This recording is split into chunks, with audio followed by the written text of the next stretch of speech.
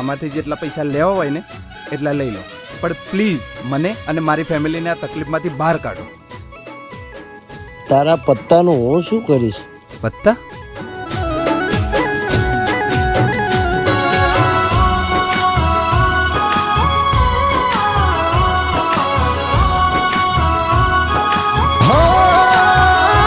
અમે વિશ્વાસ રાખ્યો તો તમે દગા